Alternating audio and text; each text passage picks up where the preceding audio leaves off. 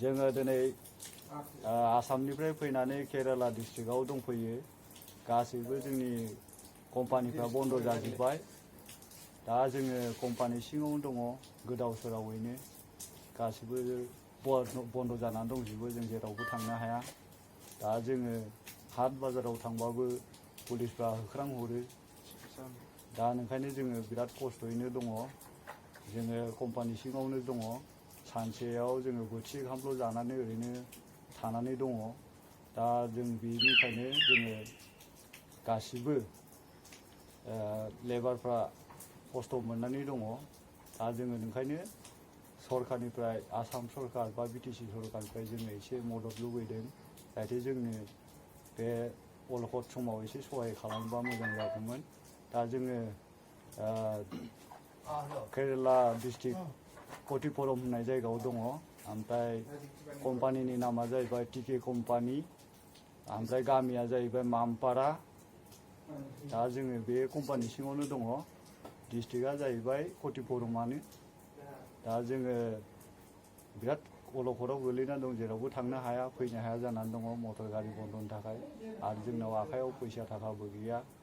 एसेबां मानि सोरनावबा बिदिनो 200 सोरनावबा 500 सोरनावबा 300 बिदिल'सै दा जानाय लोंनायाव बिराद खस्थ' जानानै दङ दा बिनिखायनो जोङो एसे आसाम सरकार बा बिटिसि सरकारनिफ्राय जोङो एसे मदद मोनजानो लुबैदों जाहाथे जोंखौ अननानै एसे बिथांमोना सहाय खालामहरो बेनि थाखायनो जोङो एसे अनुरद खालामनाय जाबाय आरो नोंथांमोननिसिम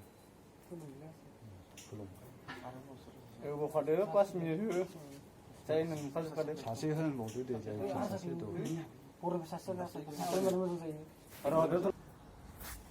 নমস্কাৰ আমি অসম চৰকাৰলৈ এটা অনুৰোধ কৰিব বিচাৰিছোঁ আমি অসমৰ পৰা এই কেৰালালৈ শ্ৰমিক হিচাপে আমি কাম কৰিবলৈ আহিছিলোঁ আহি এই কৰোণাময় ভাইৰাছটোৰ কাৰণে আমি বহুত বিপদ সন্মুখত পৰিছোঁ আমি অসম চৰকাৰলৈ এটাই অনুৰোধ কৰিব বিচাৰিছোঁ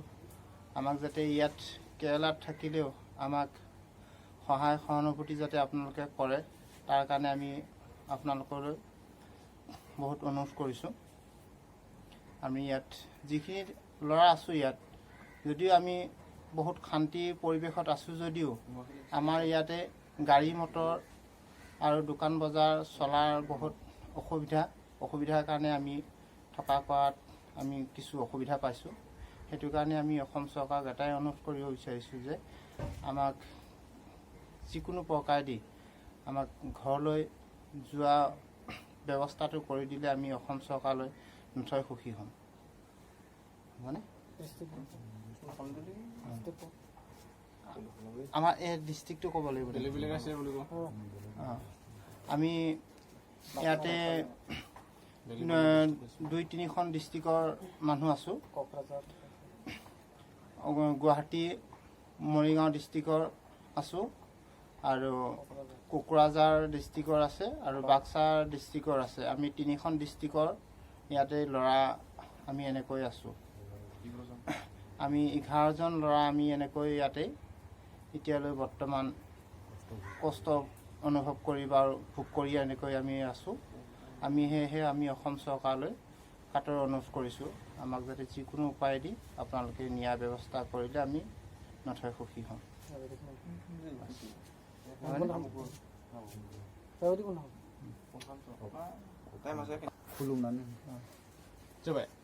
खुलुमबाय मान गोनां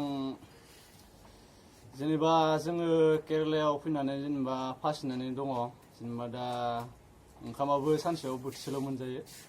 ओमफ्राय दा आबसु आरो जायखिजाया जोंनि आसामनि जायखिजाया हेल्प खालामजानो लुगैदों आरो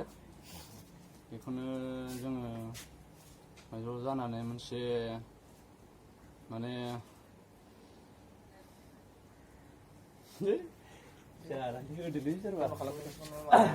हेल्प खालामजानो लुगैयो आरो माने जोंफोरो हेल्प खालामजानो लुगैयो आरो